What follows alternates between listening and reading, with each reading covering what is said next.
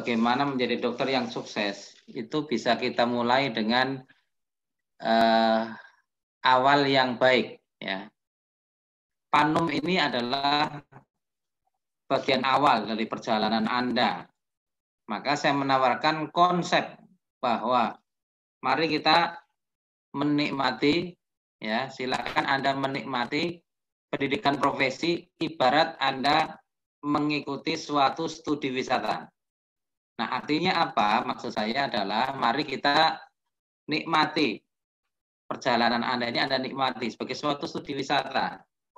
Ya, jadi mari dinikmati sebagai studi wisata yang menyenangkan, yang mengasyikkan.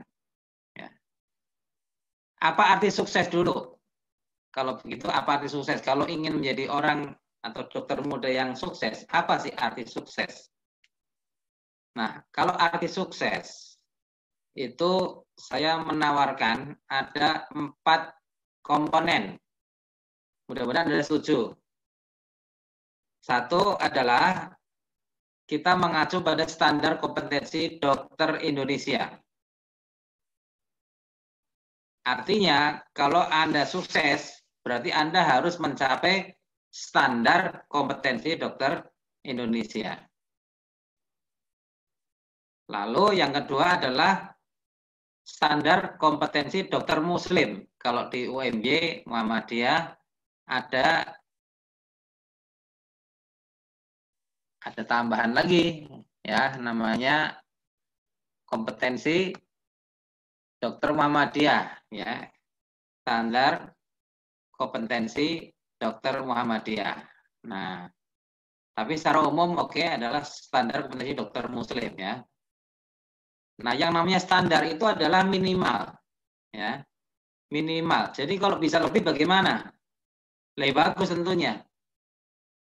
Bagaimana lebihnya itu? Lebihnya adalah yang pertama adalah yang namanya lebih itu ya prestasi. Prestasi itu bisa indeks prestasi yang lebih tinggi, yang tinggi, ya.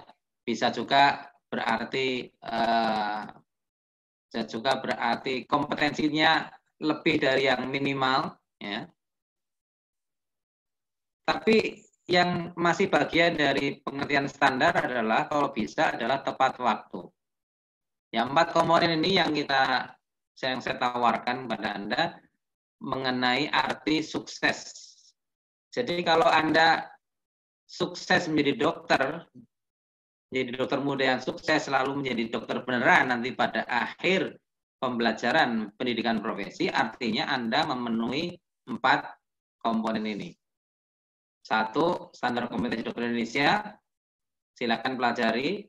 Yang kedua, standar kompetensi dokter Muslim, ada SKKDM. Yang ketiga, waktunya tepat. Dan yang keempat, prestasi. Bagaimana kira-kira? Apakah Anda setuju dengan 4 komponen ini? Halo, peserta setuju? Siapa yang ingin tepat waktu? Saya, Dok. Semuanya ya, ingin tentunya, ya. Nah, tinggal nanti kita buktikan. Sekarang pertanyaan saya adalah, yakin bisa 4 komponen itu? Nah, supaya Anda mantap, saya menawarkan lagi nih. Tolong di 3-3-nya Anda pegang ini. Yakin jawabannya? Saya pikir, saya rasa, saya bisa. Nah, gitu. Insya Allah.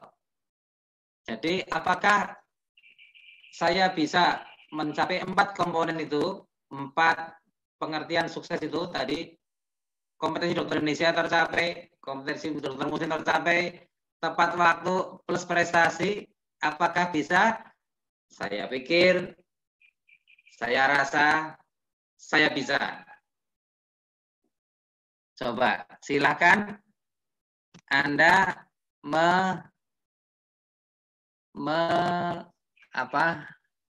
menampilkan, ya.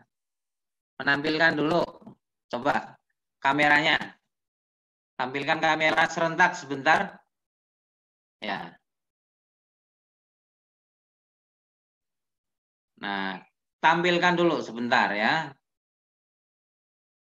Iya, biar nggak ngantuk, ada variasi. Kadang matikan, kadang dinyalakan ya. Oke, sekarang tirukan ya, bareng-bareng mengatakan, apakah Anda yakin Anda bisa mencapai 4 artis sukses sebagai dokter? Jawabannya apa tadi? Saya pikir, saya rasa, semua saya begini, bisa. megang kepalanya. Oh, Pikirkan ya. di sini. Saya pikir, saya rasa, saya bisa, insya Allah. Saya bisa, Coba, insya Allah. silakan. Apakah Anda yakin Anda bisa mencapai 4 pengertian dokter yang sukses ala UMY menurut versi Pak Bambang Edi? Saya pikir, saya rasa, saya bisa. saya bisa, insya Allah. Bareng-bareng, ayo. 1, 2, 3. Saya pikir, saya rasa, Saya bisa. saya bisa. Insya Allah. Insya Allah. Gitu. Jadi sejak awal Anda harus berani memasang motivasi seperti itu. Ya. Saya akan lanjutkan. Kita harus bersyukur bahwa kita menjadi bagian dari penjaga nikmat terbesar. Apa itu nikmat terbesar? Nikmat terbesar menurut Rasulullah SAW dari suatu hadis riwayat Ibnu Majah adalah kesehatan setelah iman. Jadi beliau mengatakan, mohonlah kepada Allah kesehatan. Sesungguhnya karunia yang paling besar, yang paling baik setelah keimanan adalah kesehatan.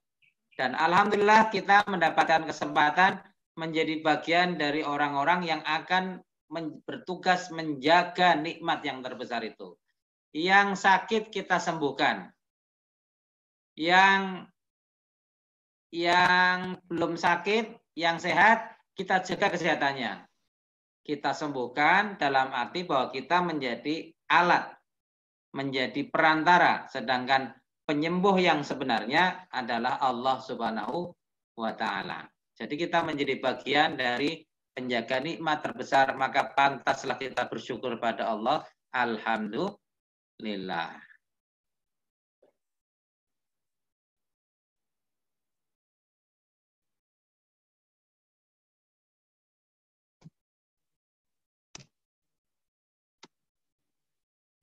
Nah, berikutnya ada inspirasi yang menarik dari Al-Maidah ayat 32. Ya. Al-Maidah ayat 32.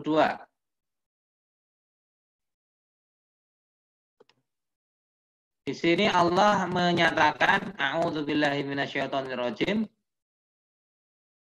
Bismillahirrahmanirrahim.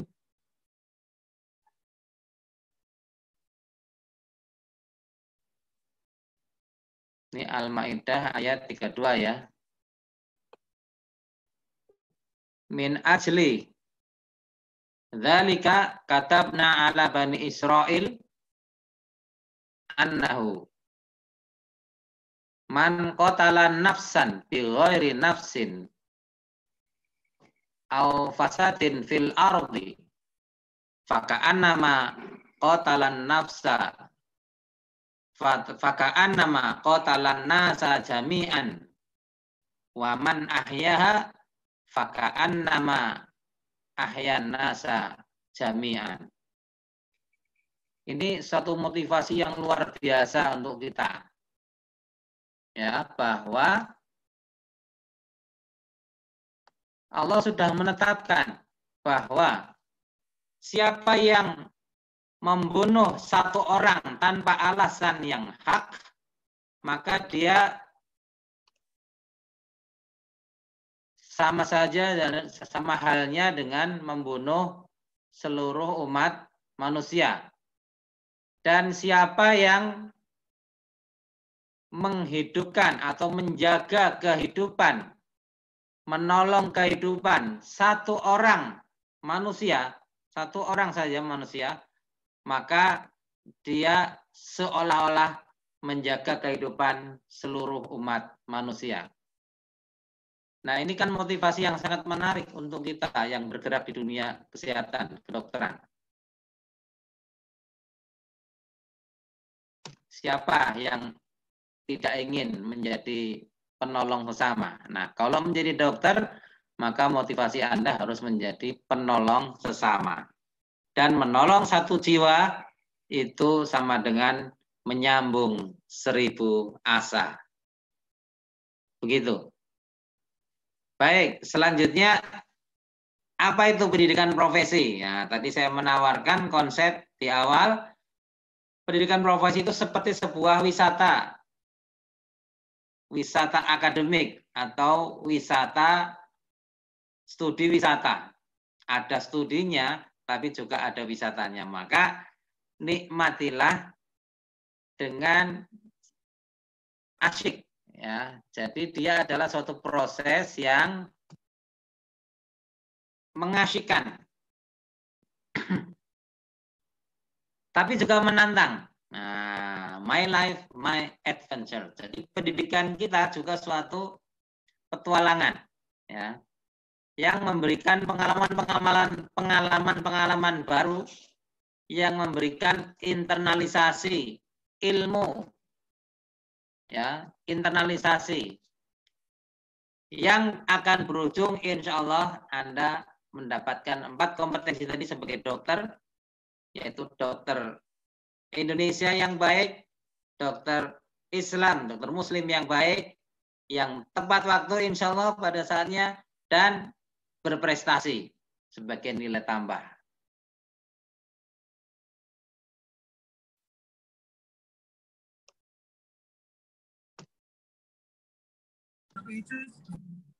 Nah, maka silakan nikmati proses dan peran Anda selama pendidikan profesi ini, ya. Nikmati proses dan peran. Prosesnya dinikmati, tapi juga peran Anda nikmati. Apa? Saya menyebut di sini ada 4 hal, ya. Urutannya yang pertama adalah Anda akan belajar kasus real, tapi juga tidak melupakan teorinya. Selalu mencocokkan antara kasus yang real, data-data kasus dengan teorinya. Berbeda dengan zaman S1 yang Anda hanya pakai skenario. Anda melihat sendiri kasusnya sekarang. Lalu Anda cocokkan dengan teorinya. Anda bisa analisis mana yang cocok, mana yang tidak cocok dengan teori, dan seterusnya. Ya, jadi bisa dianalisis, evaluasi. Yang kedua, Anda belajar, selain belajar kasus dan belajar teorinya, Anda juga harus, Anda punya kesempatan untuk belajar melayani.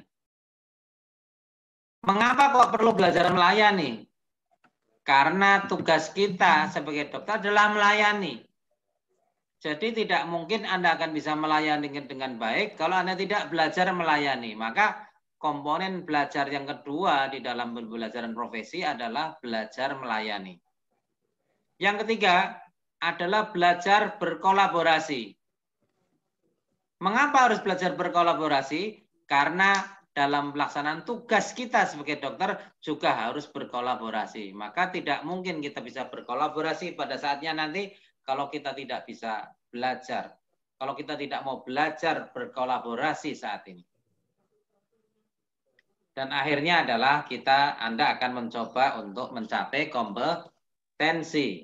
Nah, kompetensinya tadi adalah ada kompetensi sebagai dokter Indonesia yang baik dan kompetensi sebagai dokter Muhammadiyah, dokter Muslim. Jadi silakan menikmati prosesnya. Mengikuti pembelajaran profesi, pendidikan profesi harus dinikmati proses dan perannya. Jangan sampai sekedar gelundung, atau apalagi jangan sampai ada yang mengikuti ini dengan terpaksa. Saya mengetahui pernah ada contoh ada koas, dokter muda, yang mengikuti pendidikan dokter itu karena terpaksa. Karena apa? Karena orang tuanya yang ingin jadi dokter. Tapi mulai sekarang cobalah setting ulang. Karena Anda sudah mau koas, maka kembalilah setting diri Anda. Bahwa selain orang tua saya juga ingin menjadi dokter. Dan saya yakin, saya pikir, saya percaya, saya bisa. Gitu. Insya Allah. Saya juga punya contoh. Dulu ada kakak kelas saya yang mengatakan, saya itu yang penting sudahlah pengen jadi dokter, yang penting jadi dokter, tapi besok nggak praktek. Ternyata apa, saudara? Ternyata kemudian setelah lulus dia bisa menikmati prakteknya dengan baik, kemudian sekolah lagi, sekolah anestesi, dan kemudian sekarang menjadi anestesiologis yang sukses. Padahal dulu dia bilang, saya sudahlah yang penting lulus selesai ngelundung aja, setelah itu saya mau jualan, saya pengen punya supermarket gitu cita-citanya. Ternyata dia sekarang menjadi seorang ahli anestesi yang sudah senior ya di sebuah rumah sakit yang besar. Jadi percayalah bahwa Anda akhirnya akan bisa juga menikmati proses dan peran. Kalau orang kita mengatakan waiting tresnans because of culinance. Nah, waiting tresno jalaran saka kulino. Kalau Anda sudah bisa mengikuti pembelajaran profesi dengan baik, di setting pikiran kita dengan enak, hati kita juga enak, maka insya Allah akan muncul rasa cinta kepada profesi ini, walaupun pada awalnya mungkin Anda terpaksa sekedar karena disuruh oleh orang tua Anda. Ya, percayalah Anda bisa menikmati profesi ini mulai hari ini dan seterusnya. Mulai kapan? Mulai hari ini dan seterusnya Anda bisa mencintai profesi kedokteran ini. Saya ulangi, mulai hari ini dan seterusnya Anda mulai bisa apa? Mulai bisa mencintai profesi kedokteran. Karena apa? Karena itulah sebuah kepercayaan bahwa kita menjadi bagian dari orang-orang yang akan menjaga nikmat yang terbesar, yaitu nikmat kesehatan. Istimewa sekali. Dan tadi juga saya sudah menyampaikan itu jargon, menolong satu jiwa, menyelamatkan satu jiwa, menyambung 1000, mungkin 1.000.000, mungkin 10 juta asa, ya. Menolong, menyelamatkan satu jiwa, menyambung 1000 asa.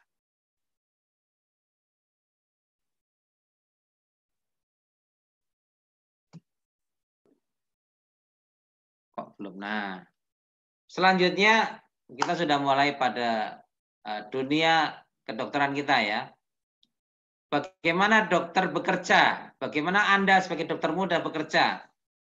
Ya, Anda sudah pernah mendengar kata SWOT ya. SWOT itu subjektif, objektif, assessment, dan planning. Saya sekarang menambahkan dengan implementasi dan evaluasi. Sehingga menjadi SOAPIE. Evaluasi.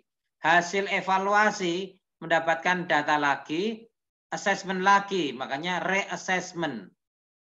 Maka lengkapnya adalah SOAPIER.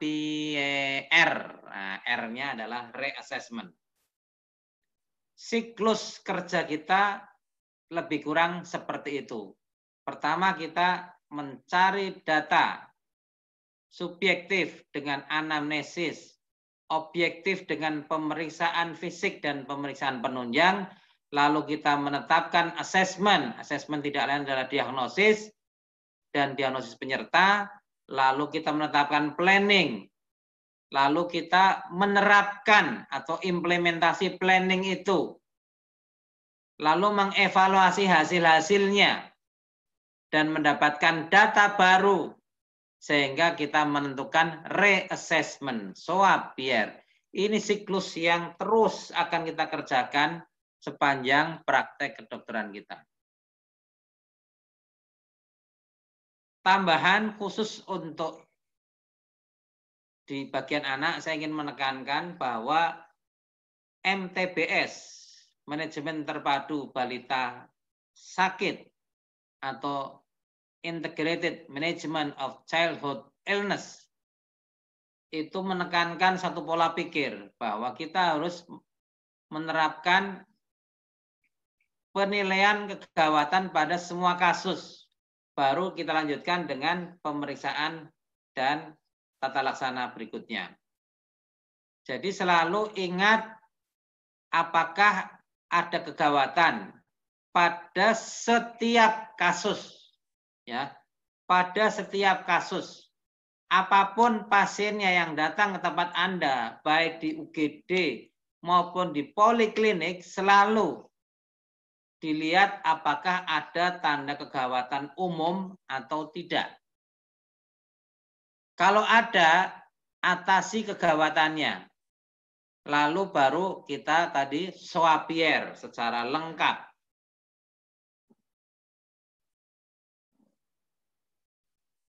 Tanda kegawatan umum menurut MTBS ada beberapa, ya. Ada 4 kalau di MTBS itu. Yang pertama adalah penurunan kesadaran. Yang kedua adalah kejang. Yang ketiga tidak dapat minum atau netek. Dan yang keempat adalah memuntahkan semua. Memuntahkan semua berarti muntah setiap makan atau minum, dan volume yang dimuntahkan lebih kurang sama dengan yang dimakan atau yang diminum. Bisa, bahkan bisa lebih daripada yang dimakan atau diminum. Itu namanya muntahkan semua. Nah, saya ingin menambahkan satu lagi di luar yang MTBS adalah tanda kegawatan umum berupa distres pernapasan, ya. Distres napas. Gangguan napas ini adalah gangguan atau tanda kegawatan umum yang juga harus kita perhatikan. Nah, sekarang saya ingin memberikan contoh penerapan pada kasus diare. Selalu perhatikan apakah ada kegawatan. Pada diare, kegawatan yang paling umum adalah dehidrasi. Nah, dalam kasus diare, kita pakai pendekatan MTBS dengan menentukan ada 3 derajat dehidrasi. Apa itu? Yaitu dehidrasi berat, ringan, sedang, dan tanpa dehidrasi, ya. Nah, kita selalu mulai dari yang kegawatan, berarti cari yang merah dulu. Yang merah ada apa tidak? Yaitu mencari 2 dari 4, ya.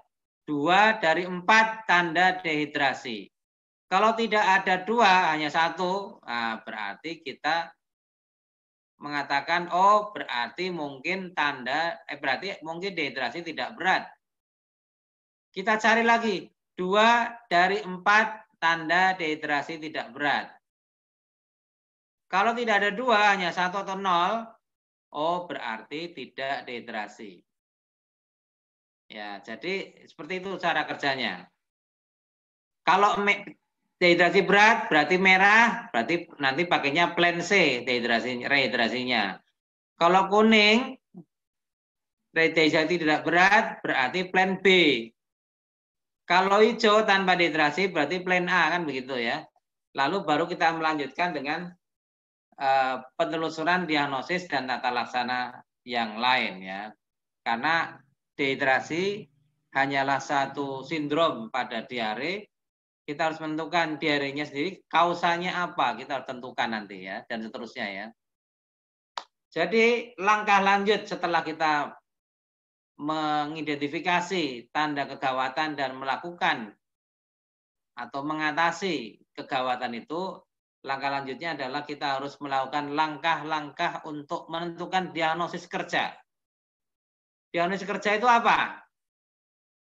Ingat, ada 6 diagnosis yang harus kita tentukan, ya.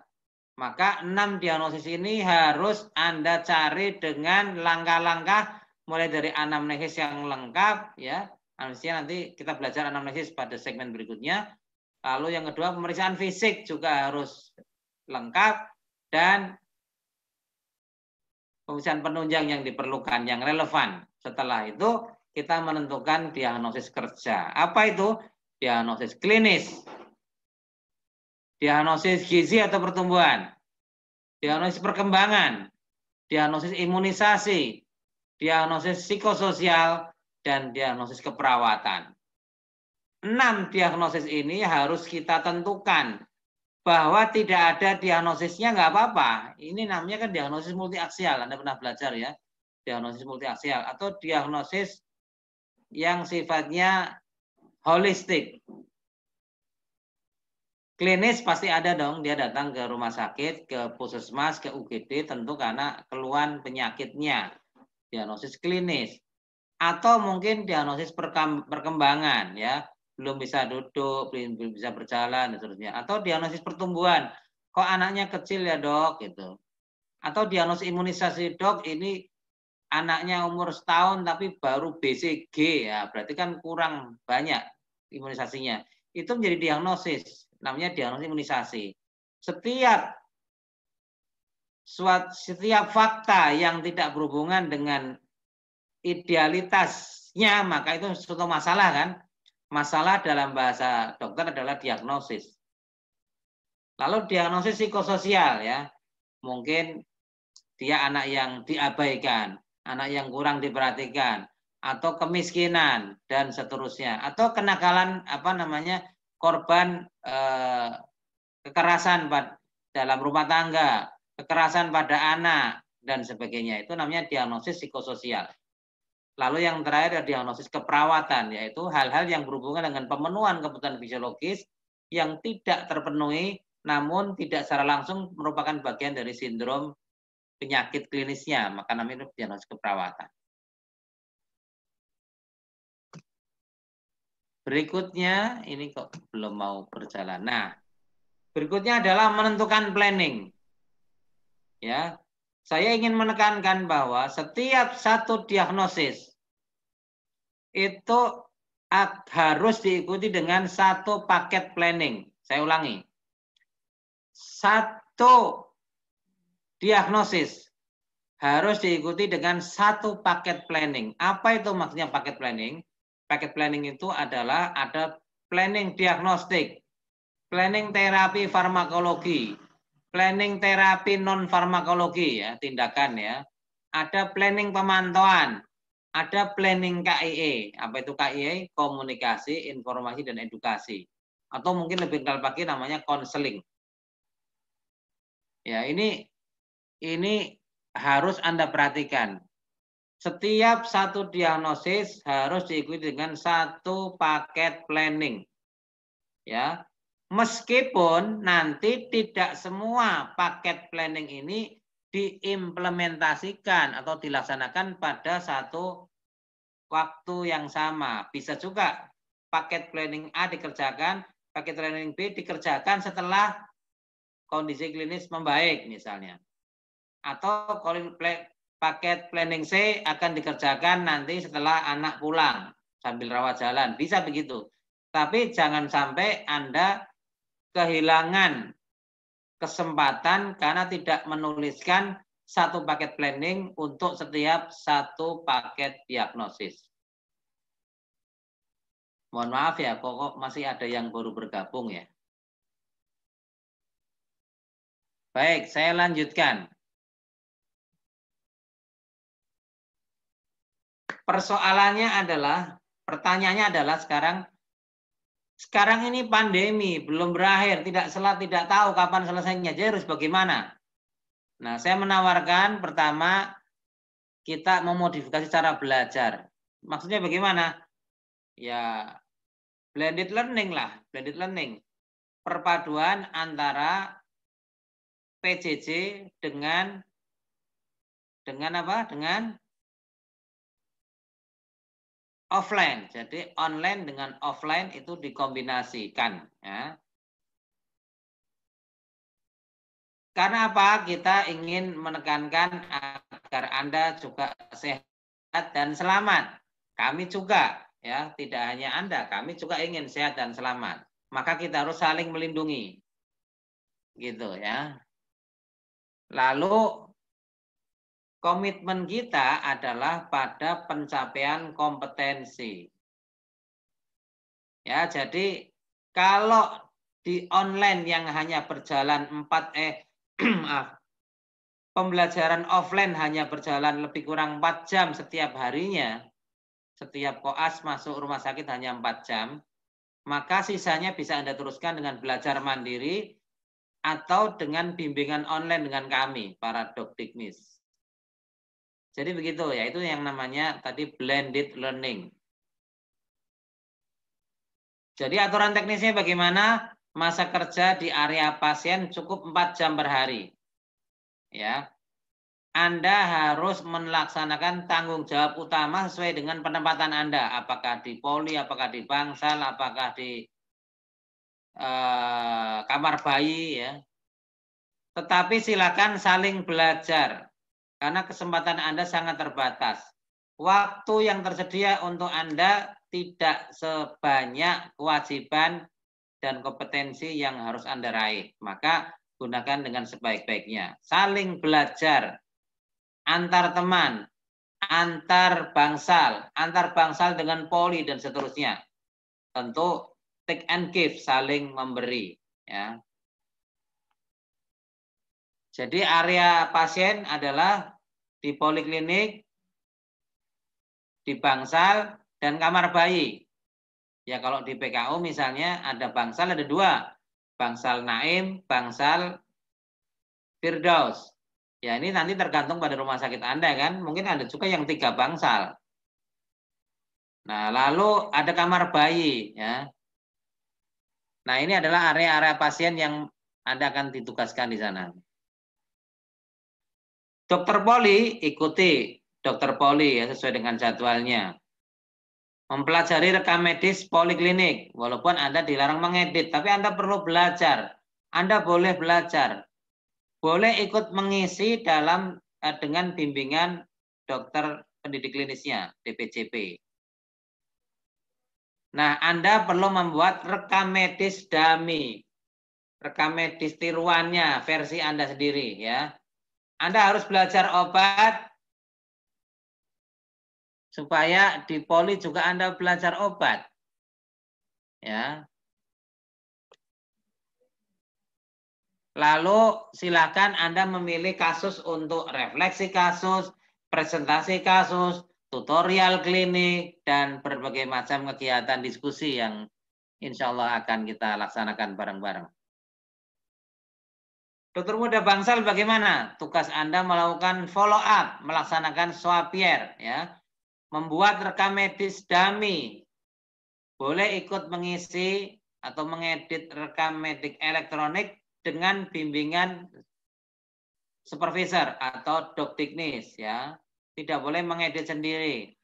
Belajar teori kasusnya. Setiap kasus Anda cocokkan lagi dengan teorinya. Terapinya juga begitu, ya, tidak hanya diagnosisnya, juga terapinya. Cocokkan lagi. Lalu belajar obat lagi. Sama belajar obat di poli, belajar obat, di bangsal juga belajar obat. Lalu memilih kasus untuk refleksi, presus, dan tutorial klinik. Sama saja. Ya, silakan akses juga nanti My Class Profesi dan juga YouTube saya. Sebagian saya masukkan di YouTube ya. Sudah menyampaikan segmen pertama yaitu bagaimana menjadi dokter yang sukses ya. Yang memenuhi 4 komponen kalau bisa 4-4-nya. Pertama adalah memenuhi standar kompetensi dokter Indonesia. Yang kedua memenuhi standar kompetensi dokter Muhammadiyah. Yang ketiga tepat waktu. Dan yang keempat adalah jika mungkin lah ya, silakan berprestasi ya. Jadi 4 kriteria yang saya tawarkan sebagai sukses studi. Dokter yang sukses, dokter muda yang sukses, saya tawarkan 4 komponen tadi. Mudah-mudahan Anda setuju ya.